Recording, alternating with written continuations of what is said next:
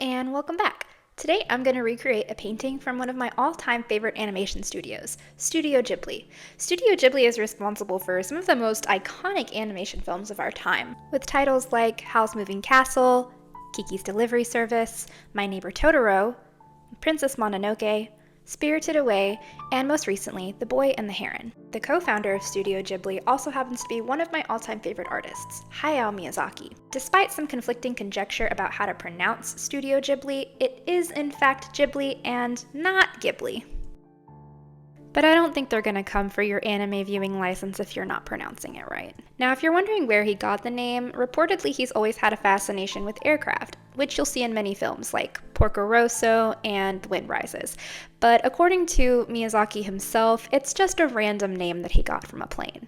This being the plane in question, the Caproni something or other, I don't know. The inventor of the plane even makes an appearance in The Wind Rises. Long story short, the name came from the Italian plane's nickname, which came from a Libyan Arabic word, and if you want to pronounce it like someone from Japan, it's Studio Ghibli. But since I'm not Japanese, I'm gonna stick with Ghibli. Now onto the painting. I was scrolling through some Ghibli movie stills, and I found this Nausicaa of the Valley of the Wind illustration, and I just fell in love with it. The limited cool tone color palette, the intricate textures, I mean, come on. I knew it was going to be a huge undertaking, but I wanted to give it a try. So here is some of the art from the manga Nausicaa of the Valley of the Wind, and Miyazaki typically likes to use these Holbein watercolors. However, the background artists use something different.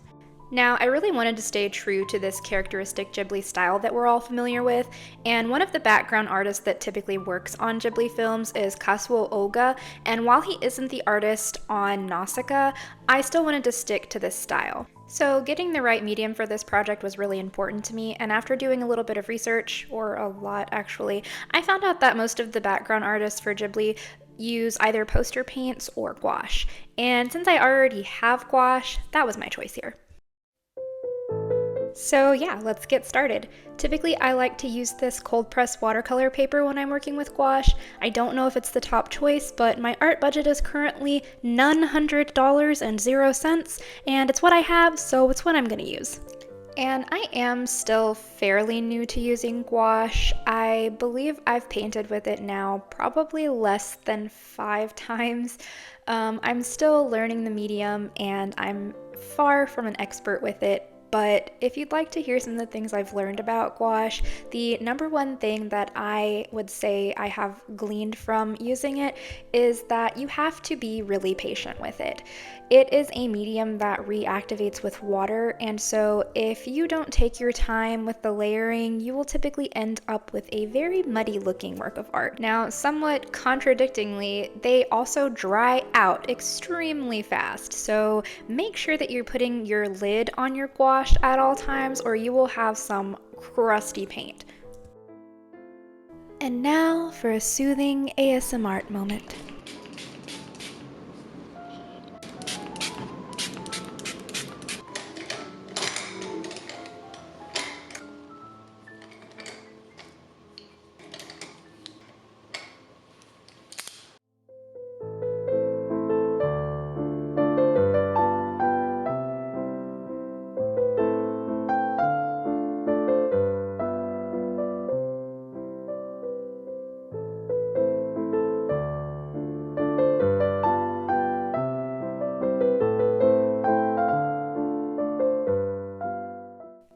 A little commentary on how this piece went for me overall. So I think that one of my biggest challenges with this piece was time management. In the video, I think I only list about 4 to 5 days worth of painting, but in reality, I think this was more like a week and a half of painting, with me painting for 2 to 3 hours a day. And that's just because the layering on this piece is insane, and it's been a while since I've undertaken something with so much detail. Another challenge I faced was completely my own fault, and that is that I didn't sketch anything out to start out with, so I had to kind of fly by the seat of my pants whenever it came to spacing and proportions. I think I did okay, but there are a couple places that are a little wonky, and I couldn't quite fit the entire piece onto this paper. Other than that, painting this was a really enjoyable experience. I mean, my back, my neck, and my hands hurt, but I think I learned a lot, and I definitely appreciate the artists at Studio Ghibli way more now.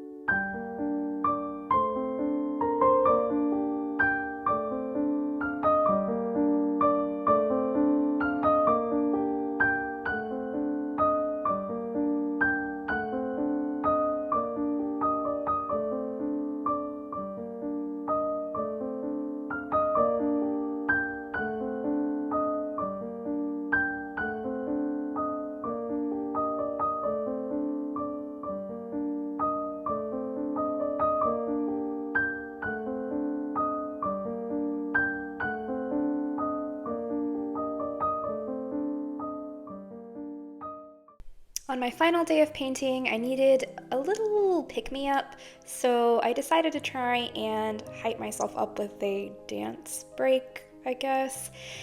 And yeah, that's enough of that. Basically, it was go time.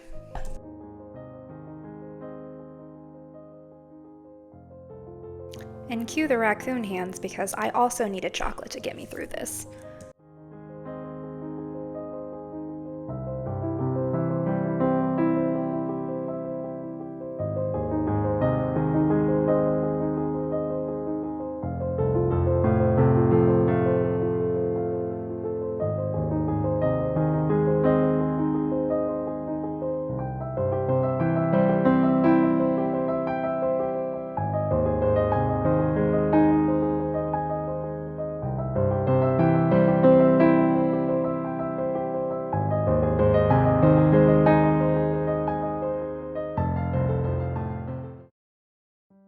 So here it is, by far the longest paint project I have done in years, and I can't lie, I'm super thrilled with the way that this turned out, like so much better than I expected it to.